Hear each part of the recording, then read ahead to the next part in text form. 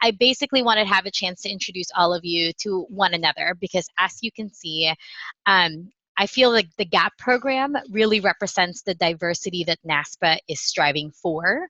I know that NASPA tends to have that old white man mentality. NASPA is like, you know, it did start out as an association for the deans at colleges for men. So it was very much a white male centric organization in its earliest inception. But I think the beauty of the GAP program is that, as you can see, there are so many of you who are people who are going to change the landscape of higher education, and not only because of the diversity of who we are as people, but also in the interest that we all have. So people have a variety of different backgrounds. People are working in very specific functional areas that either they love, or maybe you're looking to hear about what other functional areas there are. I'm a firm believer that we have like 9 careers, kind of like 9 lives like cats. And so I've worked in a variety of different places in the last 18 years, working in higher education, and in education in general. I volunteer for an AVID program at our local middle school, to do some outreach with middle school students. I firmly believe in higher education. And so after NASPA, I'd like to come back to an on-campus role, hopefully maybe at the community college level. So any of you all who are interested in community colleges, let me know, because we have a wonderful division. And actually, we just have Olivia who was able to join us. So Olivia, do you want to quickly introduce yourself before we get started with the rest of the orientation?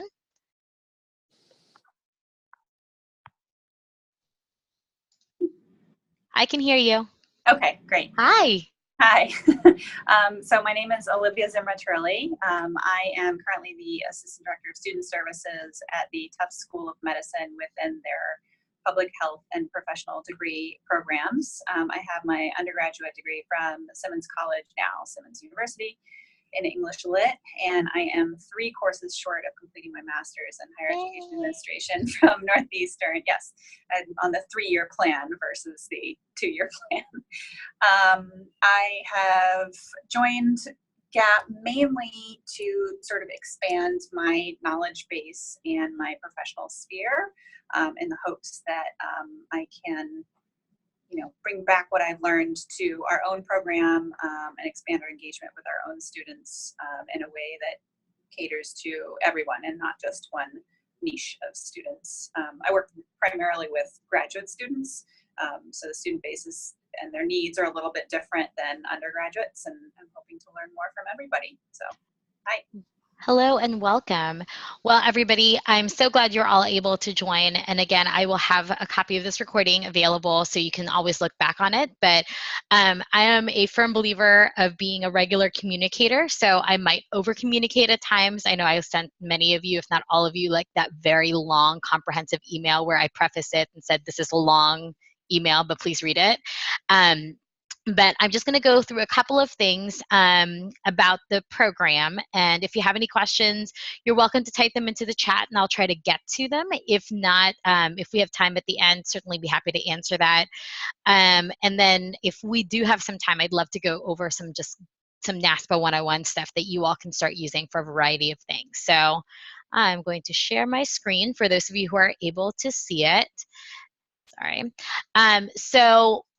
We just went through that. So your role officially begins on August 26, 2019. So if you have not yet renewed your membership or bought your graduate membership, you have until August 26th. And it runs through June 15th, essentially, because people have different graduation times. As a member of the program, again, obviously, attending one of the following orientations online, check. You all have already completed that. We do a monthly conference call, as Rachel mentioned, as somebody who's been here for a second year. I try to theme the monthly calls to introduce you all to different parts of NASPA. You might know NASPA really well, or maybe this is your first time really with the association or really learning about what an association is. And so I try to bring big NASPA to you. We can certainly also use that time to have meaningful discussions, but I've given all of you some multiple outlets in which you can share and collaborate on Facebook, on GroupMe as well. So um, obviously, we have our monthly meetings like this are starting in September, and I will send those September dates out as soon as possible. However, I know that you all have very busy lives because you're grad students, you have families, you have dogs, you have plants, you have things to do, you have friends to see. So rather than insisting that you come to every single one of these calls, I would like you to please participate in just a minimum of 5. So I will try to get a list of what the themes and the people who are going to be at these calls, so that way you can sort of plan a little bit around that and find the 5 times during the year that you'll be able to join us. And if you'd like to join us for more or all of them, I would love to have you with us. Each month I will be sending you, if we have someone on your campus, city, state, or region, if we have new NASPA members in that area, and all I ask is that you reach out to them and introduce yourself. This is an opportunity that I want to give you all as professionals to basically work on some of those networking skills and use GAP as your introduction. So I'm just going to pick on Byron because that's the face that I see immediately in front of me. So Byron will get a list, and Byron will just send that person a message. You can do it by phone. If you are a phone caller, you can do it by email. You can find them on LinkedIn or Facebook and send them a message and say, hey, Jordana, my name is Byron. I'm part of the NASPA Graduate Associate Program, and I see that you were a new NASPA member in my school or at my school or in my city, in my state, or in my region. I just wanted to say welcome and let me know if there's anything that I can do to connect you more with NASPA. That's it. That's all you have to do. Maybe 15, 20 minutes of your time of the month, depending on how many people we have. So I have, hopefully, fingers crossed, we'll have an intern who will be helping me this year to get all of this rolled out. So I'm hoping to get that to all of you in a more timely manner than I was able to last year. You also are going to be tasked with being the contact for your peers and NASPA members on your campus, city, state, or region. So if somebody wants to learn more about NASPA, I may likely give them your contact information or your name. And I'll say, hey, Cynthia Eason is on your campus and she is a GAP. And you should reach out to Cynthia and talk to her more about NASPA. So those are going to be some of the things that you might encounter this year. I would also like you all to provide me with feedback on the programs and services that grad students need. I worked in graduate student services. I've served graduate students, and they do not serve graduate students the same way they serve undergraduate students. Why all of you are busting your bums to go and get ready for RA training or student leadership programs or getting to welcome students back on campus, grad students don't have the same robust network and services that many undergraduate places have. I know that working at the George Washington University, all of our student affairs, student services, all of the student leadership, all of those roles rested with 3 people in my office, me being one of those 3. Whereas if you think about from an undergraduate perspective, there are literally departments in place to help undergraduates be successful. So what I want you to tell me is, what are some programs and services that you as a graduate student in student affairs or working in higher ed, what do you need? Do you need more grant money to attend conferences? Do you need more webinars or blogs or social media content that's actually relevant to the work that you are doing? Do you need to be more connected with certain people within higher education? What is it that we at NASPA can do to help supplement the services that you are currently receiving at your graduate institutions and within your program? So please provide that feedback to me anytime, every time, via text, via email, via Facebook, GroupMe, however you'd like to reach me. I also will be tasking you all to promote NASPA. So if you have events on campus, or if there are events that NASPA is holding in your region, I may ask you to publicize some of that information on your campus and with your cohort or with undergrads.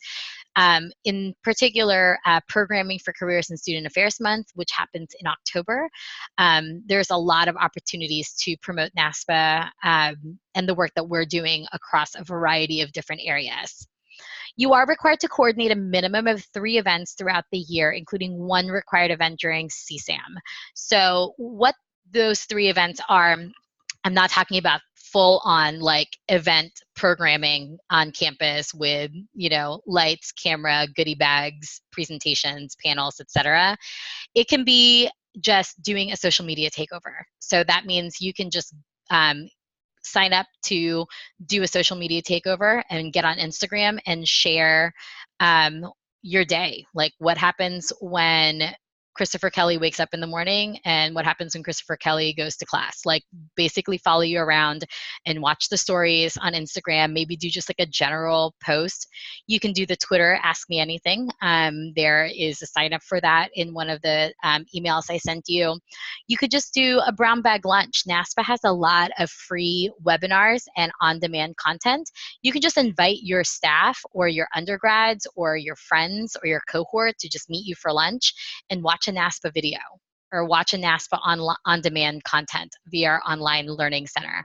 And for me, that means that that's an event that you've done in which you've exposed people to the work that NASPA is doing.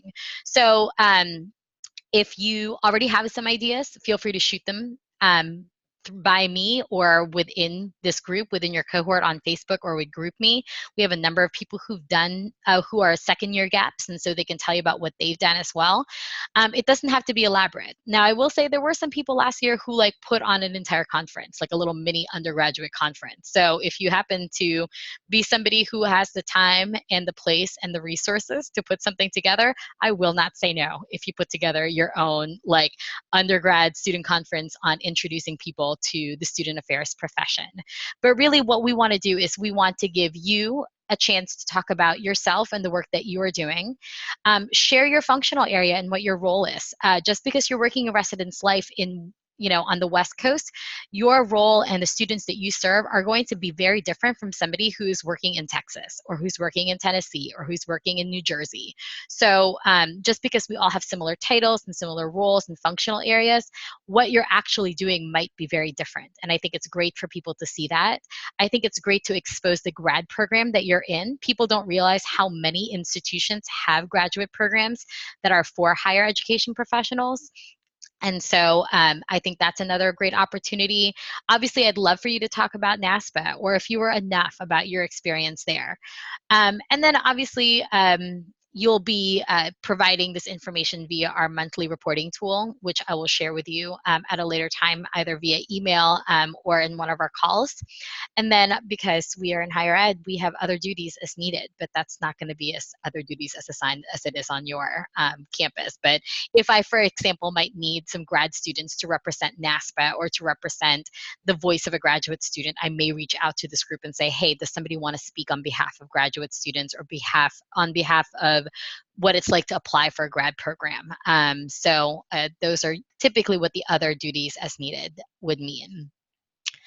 Again, I mentioned Instagram, Twitter. You can do both, but your content needs to be different. And so if you're going to do a day in the life of April on Instagram, Twitter needs to be more about maybe the work that you're doing on campus, or like an ask me anything about my graduate assistantship. So there has to be a little bit of separation, but you can do both Instagram and Twitter if you are super social media savvy. Again, you can theme these social media takeovers. It can be showcase your school, showcase your cohort. Is there a favorite professor that you want to like follow around all day and like do a little profile about them on Twitter or on Instagram? I think it's great to give voices and props to those who have helped you along the way and who have been really great influencers for you. And also to show those who are an undergrad or maybe who are transitioning into these student affairs careers what types of jobs and roles and schools that they could potentially consider. The only engagement requirement that has to happen at a specific time is one of your 3 events has to happen between the end of September and the end of October during Careers and Student Affairs Month. Colleen Doherty in my office will be emailing you because she primarily runs Careers and Student Affairs Month for NASPA.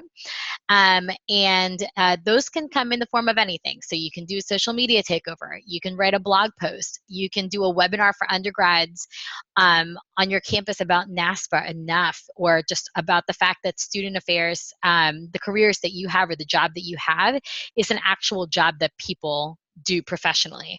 Just like a little tidbit, my daughter's boyfriend is an RA, and he did not realize that his bosses were being paid for their jobs. He thought that they were like volunteering to be hall directors and area directors on campus. He thought that that was like a volunteer position and that they had other jobs outside of that. And I said, no, people get their masters in student affairs and those are their jobs. So you should be nice to them. So a lot of people don't realize that these are professional jobs because while student affairs is and has been a professional field for over 100 years, its professionalism and its importance on campus is really just starting to take shape just in the last couple of decades. So it's really important that we share the work that we are doing and show people that there's so much more to student affairs than like free t-shirts and like on-campus activities. You can do a brown bag lunch. Like I said, NASPA has loads of free webinars about what it's like to work in student affairs or not getting burned out on campus. Connect with undergrads on your campus. A few of you mentioned that you are a NUF alum. Do you know if your campus has a current NUF or has produced any NUFs, or do they even know that the NUF program exists for those undergraduate students who might be great candidates for that program? You can hold a What is Student Affairs information session for students. Or if you supervise undergrads, this might be just a good opportunity as a professional development event for them. You can do a networking event. Networking doesn't have to happen in person. Again, we're doing networking right now, very much so. You can moderate a hashtag SA chat on Twitter. So there's like a load of things that you can do for CSAM. So that's really probably the most pressing thing that you need to start thinking about is what are you going to do for Careers in Student Affairs Month on or around your campus? And let's go ahead and get that scheduled. So a couple of things. We have an event reporting tool. I will send you the link to this, but essentially it's where you will enter the 3 or more things that you do for GAP. So you have to submit just one, you submit one entry per event. There's going to be a check at the end of the fall semester just to see if you've done like the one thing that you need to do in the fall, which is CSAM, or if you've done multiple things already. If you're having trouble, like if life gets in the way and you just feel overwhelmed and you don't know if you're going to be able to do 3 events between September and June, just reach out to me. The earlier the better, so we can talk about ways to have a conversation about what you can do either in the interim or in the meantime, or to give you a little bit more time to do that. Yes, there are many of you who are at the same campus. That is a new-ish thing for GAP. Typically, NASPA typically historically has only had one GAP per campus. I, however, felt that we've had a lot of really strong candidates from multiple areas and on multiple campuses. So yes, one of the questions that came in through the chat is if there are multiple GAPs on the same campus, you can absolutely plan events and outreach together. Look at this as an opportunity to also collaborate and get to know one another in the different areas you're doing, because just because you are at the same campus, you don't have the same assistantship, you don't have the same internship, and you don't have the same background coming into this role. So it's another networking opportunity for you. I can send you this little infographic. This is also kind of fun.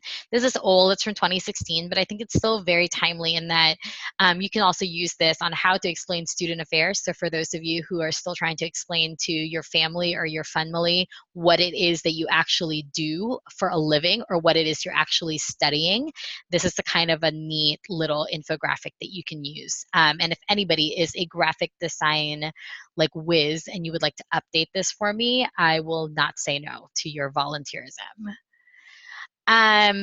So monthly GAP calls, as Rachel mentioned earlier, these are really meant to introduce you to various leaders within NASPA. So for example, we have Mental Health Awareness Month in May, and we have an entire division on health, safety, and well-being. So we will have Mallory Jordan likely talk about mental health. April is Sexual Violence Awareness Month, and we have an entire arm of NASPA that does work with Title IX and sexual violence prevention called Culture of Respect. So I will likely have Allie or Cerise talk to you all in April. In February, right before annual conference, I will probably have Kirsten Fox, who is the director of the Placement Exchange, talk to you about TPE and just answer some questions about how to, if you are going to attend TPE, how to be a really strong candidate and how to really prep for that. And she's the director of TPE, so she's going to really be able to talk to you all about the work that you are all doing. In November, we are going to have the Center for First Generation Student Success. Their director, Sarah Whitley, is going to be speaking. And I tried to schedule them for 2 different dates, so hopefully you'll be able to pick one of the 2 dates for that. In October, I have several former GAPs and current GAPs talking about how they either got their internship. Some of you are first years, and you're probably thinking now, about internships in the summer or in the spring or in subsequent years. And then former GAPs who now are in their first roles after their masters. And they can talk to you a little bit about what that experience was like for them and what they did. Do you have to do what they say? Absolutely not. But sometimes it's nice to hear about the process that somebody went through that ended up with a job at the very end of it. So it's a great way for us to be able to connect you to the parts of NASPA that you might not have been aware of. Several of you also mentioned that you're interested in public policy, either in September, which is like just around the corner, or December, or in the beginning of March, because annual conference is really late this year. I will likely invite our public policy division, Diana Ali and Terry Hines, who work on public policy work with NASPA, and they do a public policy briefing actually weekly. So if you're interested in what's happening in higher education at the local, state, and federal level, but you either don't want to sift through the political jargon, or you don't want to read through a lot of like the really boring policy briefings at times, they do a nice like 30-minute roundup of like what's happening in public policy as it relates to higher ed. So that's what those monthly GAP calls are going to be. Again, you only have to attend 5 of them. So I will hopefully get that schedule out to you sooner than later. Peer mentors. So some of our GAPs are second-year GAPs. That is also a new thing that we've done. So if you're a first-year GAP this year and it's your first year in graduate school, you do have the opportunity to come back next year. So what I'm going to do is I'm going to try to connect those of you who are interested, and I'll send out more information about this probably closer to October, how to connect with our former GAPs to basically be part of their peer mentoring group. And so this will create an even smaller network for all of you. So they'll have bios and they'll be able to talk about their experiences in the functional areas that they've worked in. And you can basically pick a second-year GAP to basically be somebody that you can use as a peer mentor within this program. And again, just talk a little bit about ideas and challenges that you might be having within your space and within your cohort and program. There are many, many ways to get a hold of me as well as one another. The GroupMe chat is great. Our last year's cohort is still using it to connect with one another, post job openings, just be there as like moral support for anything and everything. So please feel free to use it as that. Many of you have joined the Facebook group, and I'll be posting a lot of things there, but please feel free to use that to post information as well as you would like. I do send a weekly email on Wednesdays, typically, WhatsApp Wednesday emails that just has some basic sort of housekeeping information. So if you haven't already, you can create a folder that says Jordana or GAP emails and just filter everything in there. So that way you can just have a place to come back and capture all of those things that are coming through. I've shared my email address. I've shared ways to contact me via phone or by text if needed. I will tell you from a what do you call this? A work-life balance perspective, I will not answer your text messages when I'm out of the office unless you text me with something that is like grossly important, like something important, life-threatening, family emergency, etc. But if I don't respond to you because it's like a work-related matter, I will respond to you the next day. But that for me is just a work-life balance thing in which I would like to turn NASPA work off at the end of my day and turn it back on the next day at 7:30 a.m. So, but if it is very urgent, please feel free to note in the text, Jordana, this is urgent. I need you to contact me back, or just call me directly. As part of the GAP program, you do have the opportunity to apply to be part of the annual conference internship team. I choose 8 interns from the GAP cohort every year, from the current GAP cohort. So only those in the current GAP cohort are able to apply to be an annual conference intern. We provide a $400 stipend to cover expenses such as your travel, meals, etc. Most people will use it to cover their flight. We will cover your housing 100% if you are chosen to be an intern, as well as the cost of attending the conference is 100% covered. And your roles will be working and supporting the NASPA staff as a NASPA intern during annual conference. However, we do build in time for you to be able to actually attend conference events, receptions, meetings, and sessions. Applications will be available at the beginning of November, and I will let you know before the end of the year if you have been accepted, so you have time to plan accordingly if you are going to be able to join us in Austin, Texas. You must be able to commit to travel to and from Austin right now between March 27th and April 1st. Again, that's very, very late in the year. It's probably the latest we've ever had annual conference. So I also want to recognize that many of you are going to be at the end of your programs at this point. So that's basically it as far as NASPA stuff. Now, I did want to have a chance to do a little like NASPA 101, but that's probably going to be what our September call is going to be about, where I'll go through like a NASPA 101 session. But I'm going to put in the chat for everyone to be able to access a copy of the slides that I have used to present this past year. I will be updating this with 2019 information. So I will tell you that some of this information, some of the charts, etc., might be outdated. There are some notes that are part of this in the slides themselves that you're welcome to use. I don't think there's anything on there that is like a secret or like NASPA proprietary information, but feel free to use this as a template to start either creating your own NASPA 101 presentation if you wanted to start thinking about presenting to your cohort or to presenting to undergrads. But I will give more context to a lot of this information in our September call. But feel free to you can make a copy. You can literally just use this slideshow if you want to. But as I said, some of the information is not up to date for 2019. So that's not going to happen until after I get back from vacation.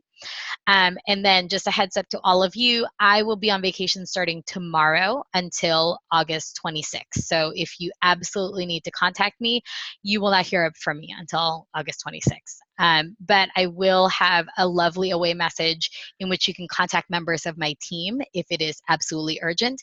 But I don't think there's going to be anything that needs to be dealt with while I'm gone. So in the last 3 minutes that we have together, are there any like burning questions, comments, concerns? Anybody ready to quit yet? We just got started. Just feel free to unmute yourself and chat. Hi, I just have a quick question. Yeah.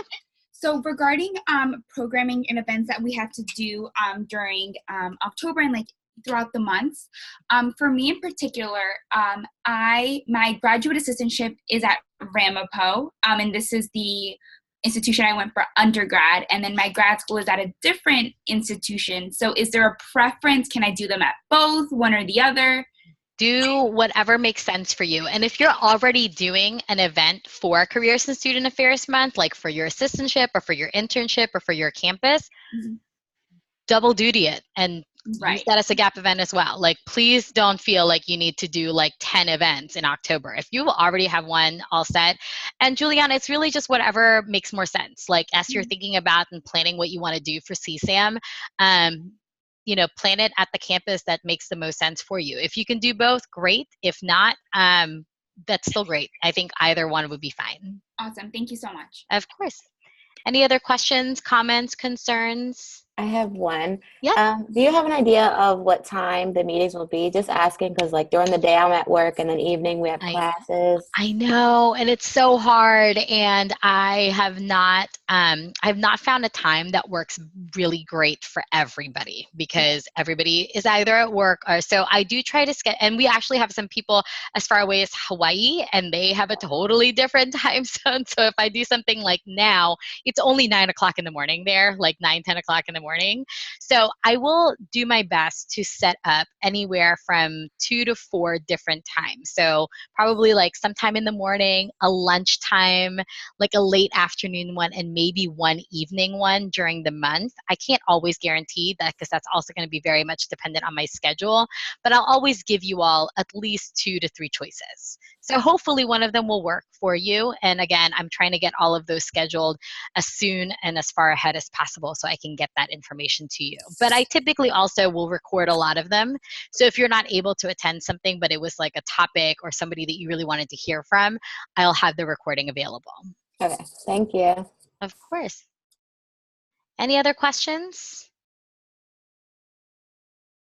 Feel free to send me a message. You have until 5 o'clock this afternoon to receive an immediate response from me before my vacation message goes up. But congratulations to all of you. I am very, very excited to be working with each and every one of you. I hope that you can all see that I have chosen, hopefully, people who, like I said, represent the future of what student affairs should be and will be.